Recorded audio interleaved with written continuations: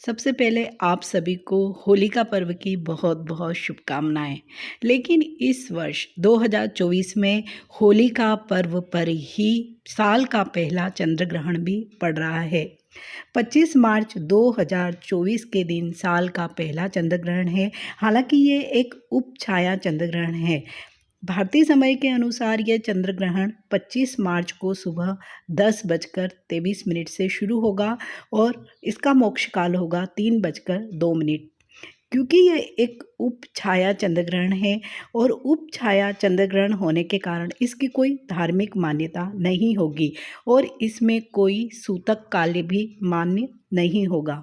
लेकिन क्योंकि जब भी कोई चंद्र ग्रहण या सूर्य ग्रहण बनता है तब उसका बहुत ही व्यापक असर हमारे जनजीवन पर, पृथ्वी पर होने वाले सभी घटनाओं पर, पृथ्वी पर रहने वाले सभी जीवों पर अवश्य ही पड़ता दिखाई देता है।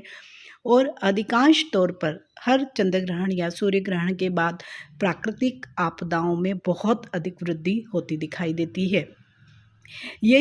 ये हमारे मनुष्य के जीवन पर भी कहीं न कहीं कुछ न कुछ अवश्य ही प्रभाव डालने वाले होते हैं। हालांकि उपछाया चंद्र ग्रहण होने के कारण इसकी कोई धार्मिक मान्यता तो नहीं है, लेकिन फिर भी कुछ राशियों पर इसका अशुभ प्रभाव देखा जा सकता है।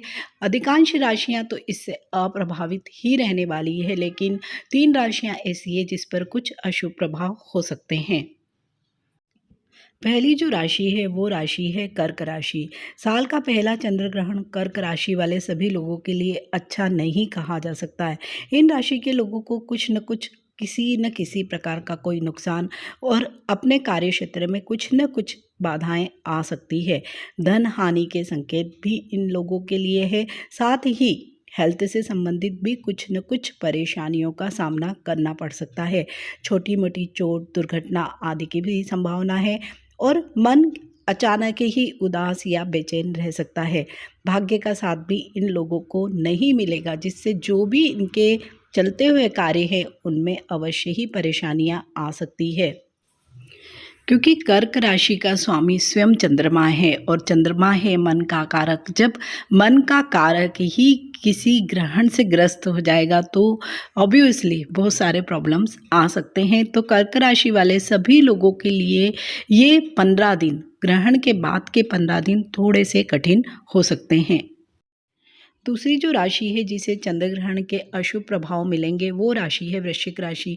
क्योंकि वृश्चिक राशि में चंद्रमा नीच का होता है, इसलिए वृश्चिक राशि के सभी लोगों पर कुछ न कुछ अशुभ परिणाम 15 दिनों तक चंद्र ग्रहण के पश्चात दिखाई देंगे और मुख्य रूप से इनको सेहत संबंधी कुछ न कुछ परेशानियां अवश्य ही होगी।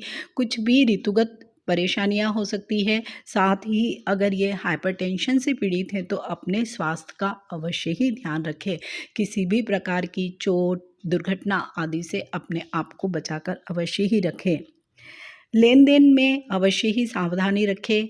किसी के भी साथ किसी भी प्रकार का वाद विवाद न करें तो आप सब लोगों के लिए बेटर होगा।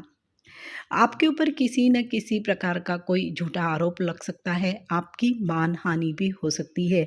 तो अपने सभी कार्यों को बहुत ही सजगता और सफलतापूर्वक करने के लिए आपके लिए बहुत ज़्यादा ज़रूरी है कि आप अपने सभी कार्यों को बहुत सावधानी से ही करें। किसी भी प्रकार के डॉक्यूमेंट्स पे या पेपर्स पर इस समय में साइन करने से पहले अवश्य ही पूरी तरह से जांच पड़ताल कर लें। इन दिनों में किसी भी तरह का कोई भी नया कार्य आप लोगों को नहीं करना चाहिए। वैवाहिक जीवन में भी आपको थोड़ी परेशानियों का सामना करना पड़ सकता है, क्योंकि आपका मन बहुत ही अस्थिर और बेचैन रह सकता है। क्रोध की भी अधिकता रह सकती है, मूड स्विंग्स बहुत हो सकते हैं। तो 15 दिन तक ग्रहण के पश्चात आप सब लोगों को अवश्य ही सावधानी रखना चाहिए। तीसरी राशि है मीन राशि, जिसे चंद्र ग्रहण के दौरान और चंद्र ग्रहण के पश्चात 15 दिनों तक अत्यधिक सावधानी की जरूरत है। वो राशि है मीन। मीन राशि के सभी जातकों पर भी चंद्र ग्रहण का बहुत ही बुरा असर पड़ सकता है। इन दिनों में आपको विशेष सावधानी रखनी पड़ेगी। विशेषकर किसी भी प्रकार का अगर वाहन आप चलाते हैं तो रोड एक्सीडेंट या किसी दुर्घटना से आपको अपने आप को बचाकर चलना है। नौकरी पेशा जो लोग हैं उन्हें कार्यक्षेत्र में बहुत अधिक कार्यबोझ रह सकता है। उसकी वजह से आपको थकान, अनिद्रा, बेचैनी आदि समस्याएं हो सकती है। मन भी परेशान आपका रह सकता है, मन विचलित रहेगा। व्यापार में भी आपको नुकसान, या जो लोग भी पार्टनरशिप में कार्य कर रहे हैं उनके लिए भी बहुत अच्छी स्थितियां नहीं दिखाई दे रही है। साथ ही जीवन साथी के साथ भी आपका किसी न किसी प्रकार का मन मुटाव या वाद विवाद हो सकता है। तो ग्रहण के पश्चात 15 दिनों तक आप सब लोगों को सावधानी अवश्य ही रखनी चाहिए। ग्रहण के दौरान जो भी आप पूजा पाठ कर सकते हैं, किसी भी मंत्र का जाप कर सकते हैं, और ग्रहण के पश्चात आप किसी न किसी प्रकार का दान किसी मंदिर में या किसी नीडी को अवश्य ही करें, तो ग्रहण के दुष्प्रभाव से आप बहुत हद तक बच सकते हैं। अगर आप सब लोगों को मेरे वीडियोस पसंद आते हैं तो मेरे इस चैनल को सब्सक्राइब करें और वीडियोस को शेयर करें और लाइक करें। Thank you for watching. Bye.